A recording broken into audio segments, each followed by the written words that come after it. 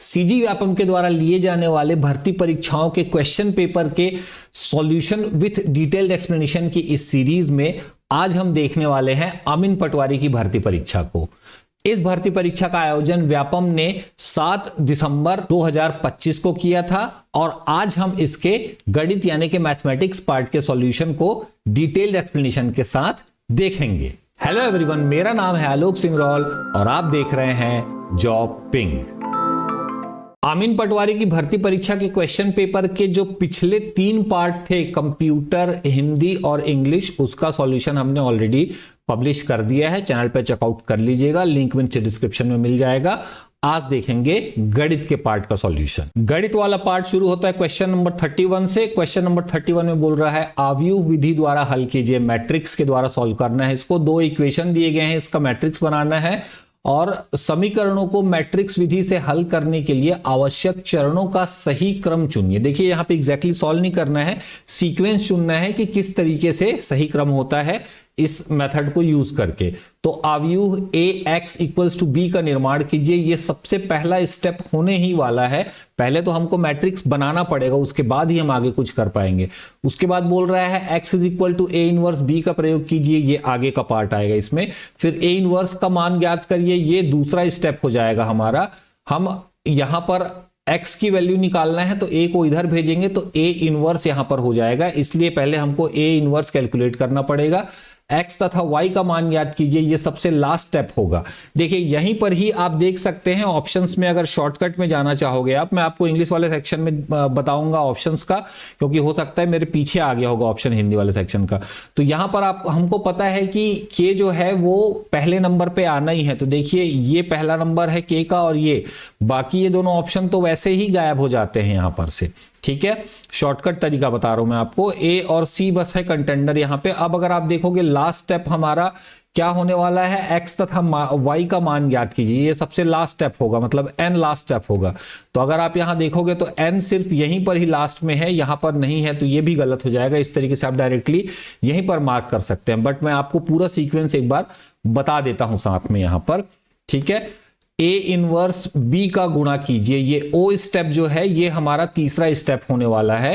देखिए a inverse b का हम यहां पे गुणा करेंगे, ये इधर आएगा तो obviously x equals to a inverse b रहेगा। तो हम इन दोनों का वैल्यू गुणा करेंगे, उसके बाद फिर क्या करेंगे, उसके बाद फिर x equals to a inverse b का प्रयोग करेंगे। इसको यूज करेंगे हम इस मैट्रिक्स के कंपेयर करेंगे वेरिएबल्स को और x और y की वैल्यू निकालेंगे। तो इस तरीके से पहला हमारा k होगा, दूसरा हमारा m होगा, तीसरा हमारा o स्टेप होगा, फिर l और फिर n। तो ऑप्शन ए आपका करेक्ट आंसर है इस क्वेश्चन के लिए। अगला क्वेश्चन 32वां नंबर का। 2 व्यक्ति a तथा b 2 नगरों से एक दूसरे से 120 किलोमीटर की दूरी पर स्थित है। A यहां पर है, B यहां पर है, दोनों के बीच की दूरी 120 किलोमीटर है। ठीक है, एक दूसरे की ओर चलते हैं। A इधर से चल रहा है, B इधर से चल रहा है। इसकी स्पीड 5 किलोमीटर पर आवर है, इसकी स्पीड 7 किलोमीटर पर आवर है।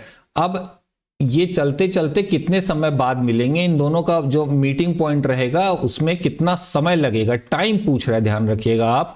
टाइम कैलकुलेट करने बोल रहे हैं, इसलिए सारे ऑप्शन जो हैं यहां पर आवर्स में दिए हैं। इसमें अगर आप शॉर्टकट पे जाना चाहो तो आप सीधा सीधा 5 और 7 को मल्टीप्लाई करके देख सकते हो ऑप्शंस के साथ में। उन दोनों को मल्टीप्लाई करने के बाद आपका जितना दोनों को सम कर दोगे तो 120 आना चाहिए। जैसे 5 इंटू 10 50 प्लस 5 इंटू 7 इंटू 10 70। तो जो B है वो 70 किलोमीटर चल जाएगा और 5 जो है A जो है वो 50 किलोमीटर चल जाएगा। तो दोनों 120 किलोमीटर की दूरी कवर कर लेंगे तो उनका मिलना हो जाएगा।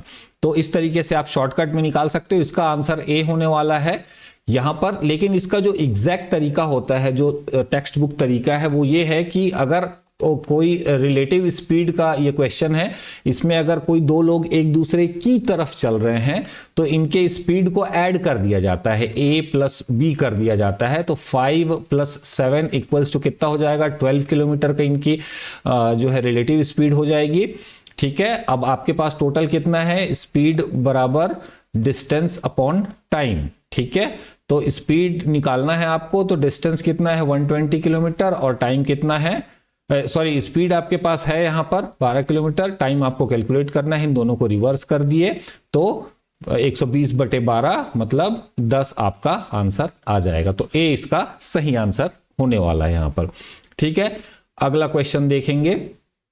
देखिए इस क्वेश्चन को देख के डरना नहीं है अपने को, दिखने में बहुत अजीब सा है, पढ़ोगे तो बहुत इजी हो जाएगा, थोड़ा ध्यान से पहले क्वेश्चन को समझेंगे। क्वेश्चन नंबर 33 में बोलता है n चरों वाले रैखिक समीकरण की एक प्रणाली, n वेरिएबल्स का एक इक्वेशन दिया हुआ है, इसमें कथन बोल रहा है नियत निकाय संगत है और उसके अनंत अनेक हल हैं, अर्थात rank A equals to rank A into B is less than n। n जहां पर है वेरिएबल, ठीक है, n जो है वेरिएबल्स है मतलब चर है, और ये रैंक है आपके ऑगमेंटेड मैट्रिक्स का और ये रैंक है ए मैट्रिक्स का। तो यहां पर क्या बोल रहा है कि अगर ऑगमेंटेड मैट्रिक्स का जो ए इंटू बी करके निकलेगा मैट्रिक्स, उसका रैंक अगर आपके वेरिएबल से कम है तो उसके जो निकाय है वो संगत रहेगा, संगत मतलब कंसिस्टेंट है, और उसके इनफाइनाइट मेनी सॉल्यूशंस है, तो अनंत अनेक हल हैं यहाँ पर। तो ऑब्वियस सी बात है अगर आपके वेरिएबल्स ज्यादा हैं, एन आपका अगर ज्यादा है, वेरिएबल ज्यादा है और आपके पास इक्वेशन कम है, यूनिक इक्वेशन कम है, आपको पता ही है कि अगर आपको 2 अननोन वेरिएबल है तो आपको एटलीस्ट 2 इक्वेशंस चाहिए उनको सॉल्व करने के लिए, लेकिन यहां पर आपके पास इक्वेशन कम है और वेरिएबल्स ज्यादा है, तो इस तरीके से आपका यहां पर मैट्रिक्स है जो उसका सॉल्यूशन है वो इनफाइनाइट सॉल्यूशन, अनंत और बहुत सारे उसके मेनी सॉल्यूशंस मिलने वाले हैं, इनफाइनाइट मेनी सॉल्यूशंस मिलने वाले हैं। तो ये मैट्रिक्स का एक रूल ही होता है कि अगर ये कंडीशन बनती है तो वो सिस्टम जो है वो कंसिस्टेंट होता है और इनफाइनाइट मेनी सॉल्यूशन होता है। इसकी डिटेल में नहीं जाएंगे क्योंकि फिर आपको पूरा मैट्रिक्स समझना पड़ेगा इसमें।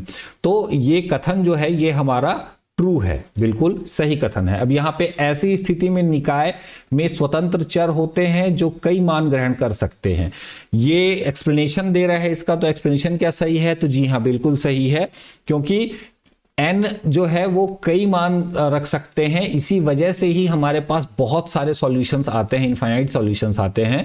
तो ये इसका एक्सप्लेनेशन भी बिल्कुल सही है। तो यहां पर ऑप्शन ए इसका सही आंसर हो जाएगा। असर्शन और रीजन दोनों सत्य है और आर एएस की सही व्याख्या है। अगला क्वेश्चन देखेंगे, क्वेश्चन नंबर 34। इसमें पूछ रहा है निम्न में से कौन से वृत्त के गुण हैं। इसमें आपको जो है सर्कल की प्रॉपर्टीज के बारे में पूछा जा रहा है। तो यहां पर जे में आपको दिया हुआ है वृत्त पर व्यास द्वारा बनाया गया कोण 60 डिग्री का होता है। वृत्त पर व्यास, ये वृत्त है और आपका व्यास है, ठीक है, व्यास है, ये देखिए ये व्यास है, इस पे बनाया कोण 60 डिग्री का होता है। तो इस पे अगर आप इस पॉइंट से कोई भी कोण बनाओगे तो क्या ये 60 डिग्री का होगा?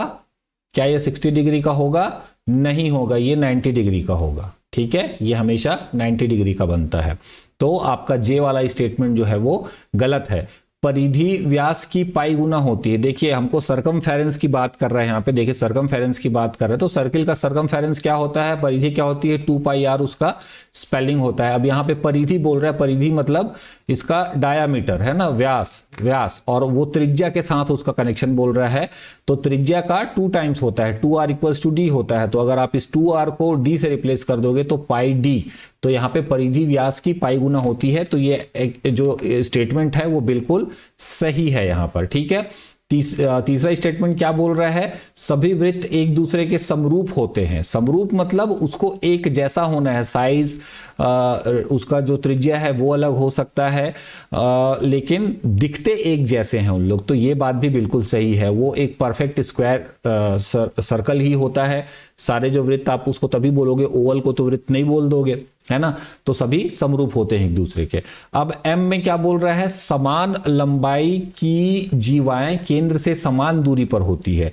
देखिए समान लंबाई की जीवाएं, ये आपका अगर सर्किल है, ये आपका सेंटर है, अगर आप यहां पर खींचोगे और अगर इसी एग्जैक्ट लेंथ की जीवा आप खींचना चाहोगे, है ना, इसी कॉर्ड खींचना चाहोगे, जीवा खींचना चाहोगे, तो आपको एग्जैक्ट उसी जगह पर ही खींचना पड़ेगा, क्योंकि आर की जो लेंथ है वो हमेशा ही बराबर रहेगी। इस वजह से ये जो स्टेटमेंट है ये भी सही होने वाला है। यहाँ पे आप अगर इमेज देखोगे तो आपको क्लियर समझ में आ जाएगा कि क्या यहां पर सही है। तो आपके सामने आप देख सकते हो जे को छोड़ के बाकी सारी चीजें सही हैं। तो यहां पर हमको एक ही ऑप्शन दिखता है वैसा KL और M, ऑप्शन डी इसका सही आंसर है। जे को छोड़ के KL M सही है, तो ऑप्शन डी इसका सही आंसर हो गया। क्वेश्चन नंबर 34 की तरफ बढ़ेंगे। ये क्वेश्चन आप पढ़ोगे यहां पे तो ये प्रॉफिट लॉस से जुड़ा हुआ है। एक व्यक्ति एक वस्तु को 2400 में बेचता है, ठीक है, 2400 में वो बेच दिया, सेलिंग प्राइस उसका हो गया 2400, जिससे उसको 20% की हानि होती है, 20% वो लॉस झेल लिया है यहां पर। अब उसी 2400 का उपयोग करके एक अन्य वस्तु खरीदता है और उसे 25% के लाभ पर बेच देता है। अब ये पहला बिजनेस कर लिया वो, फिर ये दूसरा बिजनेस कर रहा है, इससे फिर ये इसने खरीदा 2400 में और 25% का प्रॉफिट कमा करके उसको बेच दिया। इस नए लाभ को एक योजना में निवेश करता है। अब इससे जो प्रॉफिट बना है उसको एक योजना में निवेश कर रहा है, जहां पे पहले वर्ष के लिए 10% का ब्याज मिल गया उसको, फर्स्ट ईयर के लिए 10% का ब्याज मिल गया, और दूसरे वर्ष के लिए 10% चक्रवृद्धि ब्याज देती है। तो ये चौथा स्टेप हो गया। दूसरे परसेंट के लिए 10% चक्रवृद्धि ब्याज इसको मिल गया, यहाँ पे कंपाउंड इंटरेस्ट यहाँ पर मिल गया उसको। सॉरी, ये मेरे पीछे चले गया था, आप देख नहीं पाए होगे इसको। तो दूसरे वर्ष के लिए 10% का चक्रवृद्धि ब्याज देती है, ठीक है। अब यहाँ पर पूछ रहा है कि 2 वर्ष के अंत में उसके पास कुल राशि 2 वर्ष के अंत में उसके पास कुल राशि ज्ञात करने के लिए सही चरणों का क्रम क्या है। तो देखिए, जिस तरीके से उसने ट्रांजैक्शन किया है हम उसी तरीके से ही कैलकुलेशन करेंगे, तभी तो, क्योंकि सारे ट्रांजैक्शन ना एक दूसरे से जुड़े हुए हैं। पहले वो एक सामान 2400 में बेचता है, 20% क्या उसको लॉस हो जाता है। अब उसी 2400 को यूज करके वो फिर एक दूसरा सामान खरीदता है जिसको 25% के प्रॉफिट में बेचता है। ये दूसरा स्टेप हो गया। तो चलिए ऑप्शन देखते हैं। तो पहली वस्तु का क्रय मूल्य ज्ञात करें। पहली वस्तु का क्रय मूल्य कैसे निकलेगा? हमारे पास जो है उसका सेलिंग प्राइस है 2400 रुपया, है ना, और उसका लॉस है। तो आप इसका कैलकुलेशन कर सकते हो। तो पहली वस्तु का क्रय मूल्य हम सबसे पहले ज्ञात करेंगे। यहां पे हमको एक्चुअली में कैलकुलेट कुछ नहीं करना है, सिर्फ स्टेप्स डिसाइड करना है। अब पहले वर्ष के साधारण ब्याज के बाद की राशि की गणना करेंगे। तो देखिए, जब तक हमारे पास इन्वेस्टेड राशि पता नहीं रहेगी, कितना हमने लगाया है पहले साल में, तब तक कहां पता चलेगा। और वो हमने कब किया? वो हमने तीसरे नंबर के स्टेप पे किया है, जब हम इस पैसे को जो 2400 हमको मिला था उससे हमने एक दूसरा सामान खरीदा, फिर उसको बेचा, उससे जो प्रॉफिट आया उसको हमने यहां पर लगाया है। तो दूसरी बिक्री से प्राप्त लाभ की गणना करें, क्योंकि यही तो हमारे इन्वेस्टेड वैल्यू है। तो ये स्टेप 1, ये स्टेप 2 हो जाएगा यहां पर। अब यहां पे शॉर्टकट तरीका आप अपना सकते हो देख करके कि पहला स्टेप आपका के हो गया, दूसरा स्टेप आपका एम हो गया। तो अगर आप देखोगे पूरे ऑप्शंस में, आप देखोगे यहां पर, तो आपका पहला स्टेप के और दूसरा स्टेप एम जो है वो ऑप्शन बी में दिया है। यही सही आंसर इसका होने वाला है, ये आप मार्क करके आगे बढ़ सकते हो। लेकिन अब पूरे स्टेप्स को सॉल्व कर लेंगे, ये शॉर्टकट तरीका हो गया आपको सॉल्व करने का। अब देखिए, पहला क्रय मूल्य ज्ञात कर लिए वस्तु का, उसके बाद हमने लाभ कर ली दूसरे स्टेप में, उसके बाद फिर हम पहले वर्ष की ब्याज की गणना करेंगे, फिर दूसरे वर्ष के चक्रवृद्धि ब्याज की राशि की गणना करेंगे, और उसके बाद अंतिम कुल राशि ज्ञात करेंगे। तो इस तरीके से हम जो है हम इस सेटअप पे देखेंगे तो हमारा एल जो है तीसरा स्टेप होने वाला है पहला, और ये फिर चौथा स्टेप होगा एन, और ये 5वां स्टेप होगा। तो ऑप्शन बी ही आपका करेक्ट आंसर यहां पर रहेगा, ठीक है। चलिए अगला क्वेश्चन देखेंगे, क्वेश्चन नंबर 36। ये मैच द फॉलोइंग कॉलम्स का ऑप्शन है यहां पर। तो 2 कॉलम दिए हुए हमारे पास, कॉलम 1 और कॉलम 2, और यहां पर हमको बोल रहा है ए ऑप्शन में है चक्रवृद्धि ब्याज, बी में लाभ, तीसरा में मूलधन और चौथा में मिश्र धन। तो हम सबसे पहले लाभ को देखेंगे, सबसे आसान वही दिखता है। लाभ का आंसर क्या रहेगा?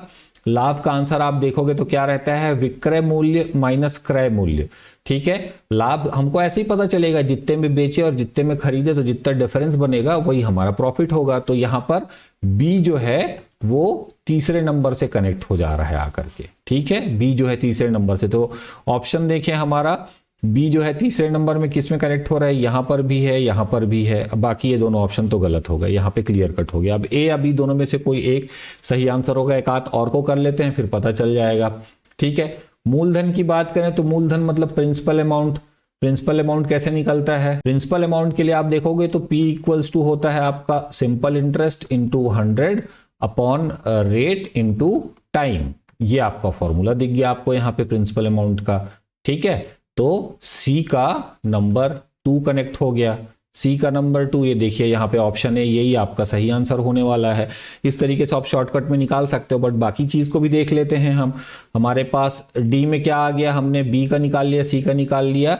मिश्र धन में क्या कैसे कैलकुलेट करोगे, तो मिश्र धन तो भाई जो मूलधन है और ब्याज है वही मिलके तो मिश्र धन बनता है, मतलब है ना, कंपाउंड जो ब्याज रहेगा और मूलधन को मिला दोगे तो आपका मिश्र धन निकल जाएगा, अमाउंट निकल जाएगा। ठीक है, और एक ऑप्शन बच जाता है हमारे पास जो हमने शुरुआत में देखा, चक्रवृद्धि ब्याज। चक्रवृद्धि ब्याज मतलब कंपाउंड इंटरेस्ट। तो ये कंपाउंड इंटरेस्ट कैसे मिलेगा हमको, चक्रवृद्धि मिश्र धन से मूलधन को माइनस कर देंगे तो जो अमाउंट का इंटरेस्ट बना है वही हमारे सामने आ जाएगा। तो आपका ऑप्शन ए जो है वो सही आंसर यहाँ पे होने वाला है। चलिए अगले क्वेश्चन की तरफ चलते हैं। अगले क्वेश्चन में क्या पूछ रहा है, किसी 37 नंबर का क्वेश्चन हमारे सामने, किसी चतुर्भुज के विकर्ण एक दूसरे के लंबवत द्विभाजक होते हैं। Quadrilateral has diagonals that are perpendicular bisector of each other. अब देखिए यहां पर समानांतर चतुर्भुज बोल रहा है। अगर आपको इन सब के शेप याद हैं तो आप इजीली इस क्वेश्चन को कर सकते हो। समानांतर चतुर्भुज क्या होता है, ऐसे होता है। ठीक है, इसमें जो ये और ये जो है वो पैरेलल रहेंगे एक दूसरे से, ये और ये पैरेलल रहेंगे। तो यहाँ पे अगर आप इनके विकर्ण को क्रॉस कराओगे तो देखिए ये इक्वल डिस्टेंस पे इनको डिवाइड तो कर देगा, बट यहाँ पे 90 डिग्री का एंगल नहीं बनेगा क्योंकि ये झुका हुआ है, इसलिए 90 डिग्री का एंगल नहीं बनेगा। तो समांतर चतुर्भुज ये ऑप्शन नहीं रहेगा। सम चतुर्भुज यानी कि रोम्बस की बात करें तो रोम्बस दिखने में ऐसा होता है, इसके साइड्स सारे इक्वल होते हैं और जो अपोजिट साइड हैं वो एक दूसरे के पैरेलल होते हैं यहाँ पर। तो यहाँ पर आपका जो विकर्ण है वो बिल्कुल जो है मिड सेक्शन पे डिवाइड होगा और 90 डिग्री एंगल बनाएगा यहाँ पर। ये स्पेशल टाइप का समानांतर चतुर्भुज ही होता है, पैरेललोग्राम का एक टाइप ही होता है रोम्बस जो है। तो ये आपका इस क्वेश्चन में जो पूछा गया है कंडीशन उसमें बिल्कुल फिट बैठ रहा है। विकर्ण एक दूसरे के लंबवत द्विभाजक होते हैं तो समचतुर्भुज का होता है। उसके बाद एल आयत की बात करेंगे तो ये भी जो है आयत में आप देखोगे तो आयत इस तरीके से बनता है। यहाँ पे अगेन आपका डिवाइड तो कर देगा लेकिन 90 डिग्री का एंगल यहाँ पे फिर से वो क्रिएट नहीं करेगा। अगर आपका जब तक साइड्स इक्वल नहीं है ना तब तक प्रॉब्लम होने वाली है। अगर शेप रेक्टेंगल बनेगा, लंबाई ज्यादा है चौड़ाई कम है तो वो 90 डिग्री का एंगल तो नहीं बना पाएगा। ठीक है, वर्ग की बात करें तो वर्ग में आपका जो है सारे इक्वल रहते हैं और यहां पर भी 90 डिग्री का एंगल बनेगा, बीच में डिवाइड करेगा, ये 90 डिग्री का एंगल बनेगा यहां पर। तो ये भी सही है। तो आपका रोम्बस और स्क्वायर सही है। अब हम नीचे ऑप्शंस देख लेते हैं। हम ऑप्शंस में क्या क्या है तो हमारा कौन कौन सा सही ऑप्शन है, के और एम सही ऑप्शन है यहाँ पर। तो के और एम, केवल के और एम, बी जो है हमारा सही ऑप्शन होने वाला है इस क्वेश्चन के लिए। अगला क्वेश्चन नंबर 38। इस क्वेश्चन को थोड़ा सा ध्यान से देखिएगा, पहले समझ लेते हैं क्वेश्चन में क्या बोल रहा है। सोनिका ने 2 वर्ष के लिए 5800 का निवेश किया। 2 वर्ष के अंत में चक्रवृद्धि ब्याज 594.5 रुपीज और साधारण ब्याज 594.5 रुपीज किस वार्षिक दर पर मिलेगा। देखिए यहाँ पे अमाउंट हमको सेम दिख रहा है चक्रवृद्धि ब्याज और साधारण ब्याज दोनों के लिए, जो कि पॉसिबल है नहीं। तो यहाँ पे एक्चुअली में आपसे 2 अलग अलग इंटरेस्ट रेट पूछ रहा है। एक इंटरेस्ट आपका साधारण ब्याज के लिए हो जाएगा, एक इंटरेस्ट आपका चक्रवृद्धि ब्याज के लिए हो जाएगा।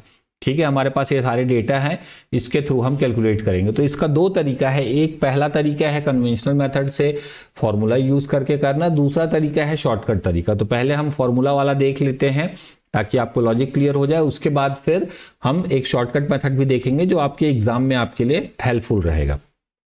तो सबसे पहले सिंपल इंटरेस्ट की बात करें तो सिंपल इंटरेस्ट जो है वो प्रिंसिपल अमाउंट जो रहता है हमारा मूलधन, उसके फॉर्मूले से निकल के आएगा। P equals to SI into 100 upon rate into time. ये आपका टोटल इक्वेशन होता है मूलधन का। अब यहां से आप SI कैलकुलेट कर सकते हो बहुत इजीली। इसको इन लोग को इधर भेज दोगे और हो जाएगा इजीली तिर्यक गुणा करके। ठीक है, अब यहाँ पे हमको एक्चुअली में रेट ऑफ इंटरेस्ट कैलकुलेट करना है, R कैलकुलेट करना है यहाँ पर हमको।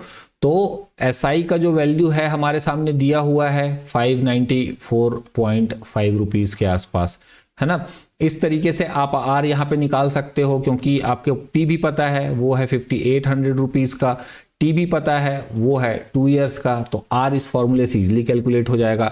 उसी तरीके से आपको कंपाउंड इंटरेस्ट निकालना है यानी कि चक्रवृद्धि ब्याज, तो कंपाउंड इंटरेस्ट बराबर क्या होता है, मिश्र धन माइनस मूलधन होता है। तो अगर आपको चक्रवृद्धि ब्याज निकालना है तो आपको मिश्र धन A इक्वल्स टू अमाउंट जिसको बोलते हैं इंग्लिश में, तो A इक्वल्स टू क्या फॉर्मूला हो जाएगा, P ब्रैकेट के अंदर 1 plus R upon 100 to the power T, ये आपका फॉर्मूला हो जाता है अमाउंट के लिए, मतलब मिश्र धन के लिए। अब इसको आप यहां पे रख दोगे और उसके बाद आपके पास सारी वैल्यूज आ जाती है। देखिए आपके पास प्रिंसिपल अमाउंट 5800 है, रेट ऑफ इंटरेस्ट जो है आपको निकालना है यहाँ पर, CI की वैल्यू आपको अगेन चक्रवृद्धि ब्याज की वैल्यू 594.5 है और T आपको 2 यहाँ पर दिया हुआ है ऑलरेडी। तो इस तरीके से आपके पास एक अननोन है तो इजीली इस इक्वेशन से कैलकुलेट कर सकते हो, बट इसमें कैलकुलेशन में आपको लगेगा समय। तो इसमें अब हम बात करें अगर हमारा जो शॉर्टकट तरीका है, शॉर्टकट तरीके से हम किस तरीके से सॉल्व कर सकते हैं, तो देखिए शॉर्टकट तरीका में हम थोड़ा लॉजिक से चलेंगे। लॉजिक ऐसा है कि आपका टोटल जो अमाउंट है इन 2 सालों में वो कितने % से बढ़ गया है। ठीक है, आपका जो अमाउंट था, जो मूलधन जो था वो था 5800 रुपए, 5800 है ना। 2 साल के बाद उसमें आपका ब्याज आपको कितना मिलता है, दोनों कंडीशन में 594.5 रुपीज आपको दोनों कंडीशन में, मतलब आपका साधारण ब्याज में और चक्रवृद्धि ब्याज दोनों में ही आपको इतना अमाउंट मिलता है, मतलब इतना पैसा आपका बढ़ा। अब इस जो मूल अमाउंट है उसका परसेंटेज निकाल लेते हैं कि कितने % से हमारा अमाउंट जो है वो ग्रो कर गया। परसेंट निकालने के लिए क्या करेंगे, जो प्राप्तांक हैं उसको पूर्णांक से डिवाइड कर दो, 5800 से डिवाइड कर दो और 100 से मल्टीप्लाई कर दो, तो ये आपका यहां पर आ जाएगा 10.25%। मतलब आपका 2 साल के अंदर 10.25% से जो है हमारा वैल्यू बढ़ गया है पैसे का। हमारा 5800 जो है वो अगर दोनों में हमको 594 रुपये 50 पैसा मिलेगा साधारण ब्याज और चक्रवृद्धि ब्याज में, तो 10.25% से बढ़ गई हमारी वैल्यू। अब देखिए साधारण ब्याज में क्या होता है, रेट ऑफ इंटरेस्ट सेम रहता है और हर बार मूलधन के ऊपर ब्याज मिलता है आपको, तो हम इसको सिंपली 2 पार्ट में डिवाइड कर देंगे। पहले साल के लिए जितना मिला उतना ही दूसरे साल के लिए मिला, और मूलधन तो सेम रहेगा तो इसलिए सेम रहेगा, तो अपन इसको सिंपली 2 से डिवाइड कर देंगे तो हमारे सामने 5.125% आ जाएगा, जो किसके बराबर आ रहा है, ऑप्शन L के बराबर आ रहा है। तो ये आपका निकल गया सिंपल इंटरेस्ट, मतलब जो आपका साधारण ब्याज है वो निकल गया यहाँ पे। अब आपको जो कंपाउंड इंटरेस्ट यानी चक्रवृद्धि ब्याज निकालना है तो उसके लिए एक फॉर्मूला होता है, ये फॉर्मूला आपको याद रखना होगा शॉर्टकट तरीके के लिए। इसमें क्या होता है कि जो रेट ऑफ इंटरेस्ट आपका फर्स्ट ईयर में है और रेट ऑफ इंटरेस्ट आपका सेकंड ईयर में है, उसके बाद फिर आपको फर्स्ट ईयर और सेकंड ईयर के रेट ऑफ इंटरेस्ट को मल्टीप्लाई करके डिवाइड बाई 100 कर देना है। तो ये इसका फॉर्मूला होता है। मैं इसको 2 सालों के लिए आपको बता दिया हूं, इसमें आप कम्युलेटिव आगे भी कर सकते हो। तो यहां पर अब देखिए एक लॉजिक आपको समझना पड़ेगा कि भाई अगर साधारण ब्याज में भी 594 रुपये 50 पैसा मिल रहा है और चक्रवृद्धि ब्याज में भी उतना ही मिल रहा है, तो दोनों के ब्याज के दर में फर्क होगा, है ना। चक्रवृद्धि ब्याज जो है आपके साधारण ब्याज से कम रहेगा क्योंकि आपका पहले साल में मूलधन और जो ब्याज मिलेगा उसमें जुड़ जाएगा मूलधन में, और आपको टोटल जो आपका मिश्र धन है उसके ऊपर ब्याज मिलेगा चक्रवृद्धि ब्याज की कंडीशन में। तो इसलिए वो रेट ऑफ इंटरेस्ट उसका कम रहेगा, किससे, हमारे साधारण ब्याज से, क्योंकि उसी के कारण तो दोनों की वैल्यू इक्वल हो पाएगी ना, नहीं तो ब्याज चक्रवृद्धि ब्याज में तो ज्यादा मिल जाता अपने को, है ना। तो ये हम निकाल लिए हैं, साधारण ब्याज यही होने वाला है इसका। इससे बड़ा परसेंटेज 8% है तो ये तो आउट ऑफ द क्वेश्चन हो गया। अब हमारे पास 2 ऑप्शन बचता है जे और के के लिए। तो चलिए सबसे नियरेस्ट जो 5% है पहले उसको चेक करते हैं, इस फॉर्मूले में रखेंगे और इसकी वैल्यू अगर 10.25% आई मतलब ये हमारा सही हो जाएगा, क्योंकि उतने परसेंट के लिए आपका पहले साल दूसरे साल में रहेगा। टोटल वैल्यू हमको 594.5 रुपीज ही मिल रहा है। तो देखिए 5 + 5 + 5 × 5 25/100, ठीक है। अब ये हो गया 10 और ये हो गया आपका 0.25, तो आपका 10.25 ये आपका एग्जैक्ट अमाउंट आ गया। मतलब दूसरा आपका जो आंसर रहेगा वो 5% रहेगा। तो आपका जे और एल ये आपका सही आंसर है यहाँ पे। तो जे और एल कहाँ पे दिख रहा है आपको? ऑप्शन बी में दिख रहा है। जे और एल ऑप्शन बी में दिख रहा है। तो ये 38 नंबर क्वेश्चन का सही आंसर है। यहाँ पे देखिए दो तरीके हैं, कन्वेंशनल तरीका और शॉर्टकट तरीका। कुछ कंफ्यूजन होगा तो कमेंट सेक्शन में पूछ जरूर लीजिएगा हमसे। आगे चलेंगे क्वेश्चन नंबर 39 के लिए। यहाँ पे मैच द फॉलोइंग बोल रहा है, हमको फिर से जोड़ी मिलाना है। यहाँ पे कॉलम 1 कॉलम 2 से बेलन के बारे में पूछ रहा है, शंकु, घनाभ और गोला के बारे में पूछ रहा है। तो यहाँ पे बेलन के बारे में हम क्या जानते हैं? बेलन के बारे में हम क्या जानते हैं? बेलन ऐसा दिखता है, ये ऐसा और ये ऐसा, है ना? बेलन ऐसा दिखता है। अब अगर आप इस जगह पे जाओगे, ऑप्शन नंबर 3 में जाते हो, मेरे पीछे छुप गया, ऊपर कर देता हूं इसको। बेलन के लिए हम अगर ऑप्शन नंबर 3 में जाते हैं तो आप देखोगे एक पृष्ठ क्षेत्रफल बोल रहा है, सरफेस एरिया बोल रहा है, ठीक है? सरफेस एरिया बोल रहा है 2 पाई आर ब्रैकेट के अंदर r प्लस एच, जहां पे त्रिज्या r है वह h ऊंचाई है। हमको समझ में आता है ये चीज। तो देखिए बेलन आपका ऐसा दिख रहा है। अब यहां पर आपका ये जो है वो h हो जाएगा, यहां से यहां तक का, है ना? ये h हो जाएगा, ये आपका r हो जाएगा, ठीक है? ये पोर्शन आपका r हो गया है। तो यहां पर ये आपको बोल रहा है 2 पाई r प्लस एच। अब अगर आप इसको अंडर मल्टीप्लाई कर दोगे तो क्या हो जाएगा? 2 पाई r स्क्वायर प्लस 2 पाई r और h। अब ये दोनों फॉर्मूला आपके किसके हैं? 2 पाई r स्क्वायर, पाई r स्क्वायर सर्कल का फॉर्मूला होता है क्षेत्रफल का। ये देखिए ये और ये, इसको 2 टाइम्स कर दिया, मतलब इसका हो गया और इसका हो गया। उसके बाद 2 पाई RH बोल रहा है, ये हमारा परिधि होता है, ये वाला पोर्शन। तो ये बेलन के पोर्शन का हो गया। तो पृष्ठ क्षेत्रफल मतलब सरफेस जो है, हमारा सरफेस एरिया जो है वो ये इजीली हमको यहाँ पे बता दे रहा है। तो बेलन जो है वो नंबर 3 का फॉर्मूला इसके लिए परफेक्ट बैठेगा। तो नंबर 3 से वो कनेक्ट हो जाएगा यहाँ पर। उसी तरीके से शंकु की बात करें, शंकु कैप होता है, बर्थडे कैप होता है आपका। ये शंकु बन गया आपका, ये आपकी हाइट हो जाती है यहाँ पर, और ये आपका r हो जाता है। तो शंकु का आयतन हमको पता है 1/3 पाई r स्क्वायर h, ये इसका आंसर होता है। r और h, तो ये बिल्कुल स्ट्रेट फॉरवर्ड फॉर्मूला है। यहाँ पे नंबर 1 से कनेक्ट हो गया। ऑप्शन चेक कर ले क्या, एक बार 2 के मिल गए हैं तो कहीं बाकी के भी मिल जाए, a और b, a का 3 b का 1। चलिए देखते हैं, a का 3 b का 1 कहीं पे ऑप्शन है? ऑप्शन डी में हमको दिख रहा है a का 3 b का 1, और हमको किसी भी ऑप्शन में नजर नहीं आ रहा है। तो यही इसका सही आंसर होने वाला है। बट हम आगे बाकी 2 को भी सॉल्व जरूर कर लेंगे। शॉर्टकट तरीका होगा। हर बार आप ये कर सकते हो कि 1 या 2 ऑप्शन सॉल्व करने के बाद आप देख सकते हो कि नीचे उनके कॉम्बिनेशन में सही बैठ रहा है कि नहीं बैठ रहा है। ये कॉम्बिनेशन वाली चीजें क्वेश्चन को डिफिकल्ट तो बनाती है, लेकिन साथ में आपको नए रास्ते भी देती है अगर आप इनोवेटिव तरीके से चीजों को देखने की कोशिश करो तो। चलिए घनाभ की बात करते हैं। घनाभ कैसा दिखता है? घनाभ आप देखोगे तो क्यूबाइड है, क्यूबाइड है ना, क्यूबाइड ये होता है आपका घनाभ।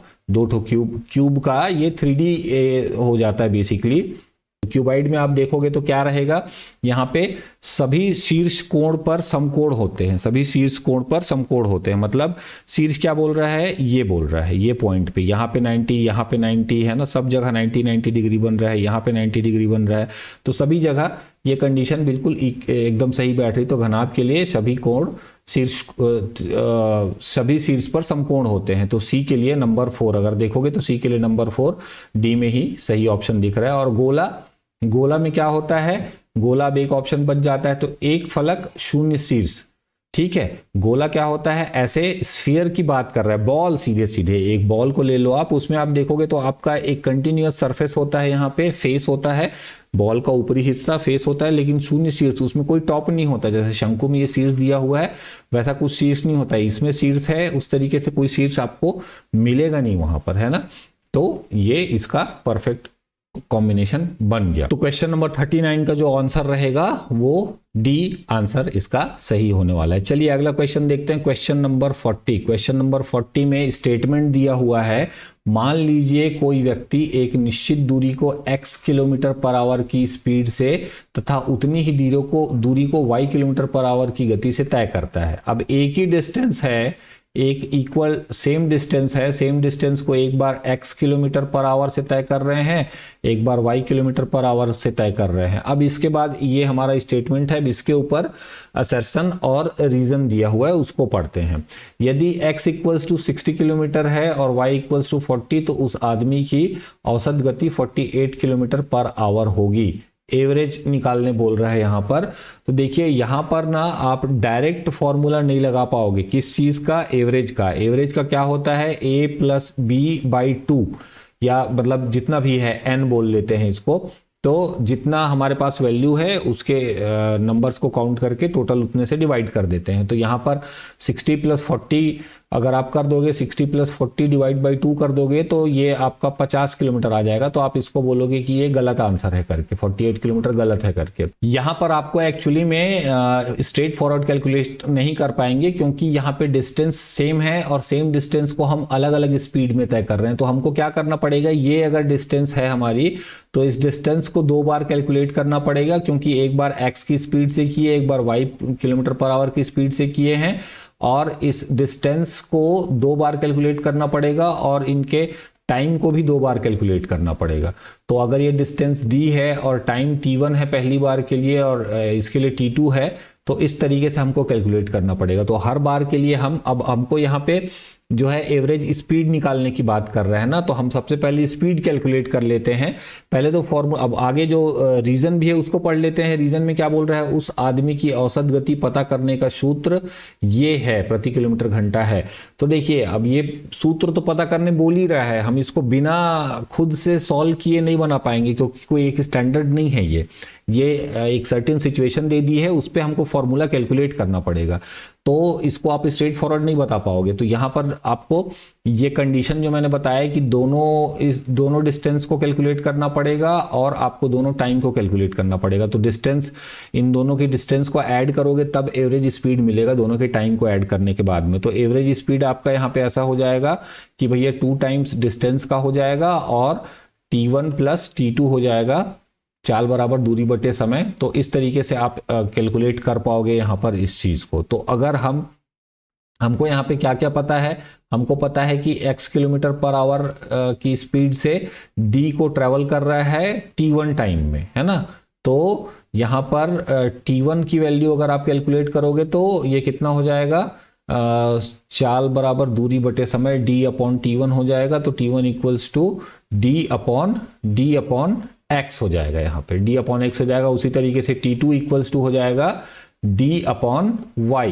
ठीक है, ये चीज निकल गई। अब यहाँ पर हम देख रहे हैं कि भाई एवरेज स्पीड के लिए हमारे पास जो है, एवरेज स्पीड के लिए हमारे पास 2d plus t1 plus t2 करना है हमको यहाँ पे। तो यहाँ पर हम 2d कर लिए, 2d अपॉन t1 की वैल्यू d बाई x है और d बाई y है। तो t1 प्लस t2 पहले कैलकुलेट कर लेते हैं। t1 plus t2 equals to d upon x plus d upon y कर लिए इसको, है ना। d को कॉमन निकाल लेते हैं, d को कॉमन निकालोगे तो क्या आ जाएगा, d बाहर कर लिए यहाँ पे, तो 1 by x plus 1 by y हो गया यहाँ पे। तो d into x into y, तो x प्लस वाई ये हो जाएगा।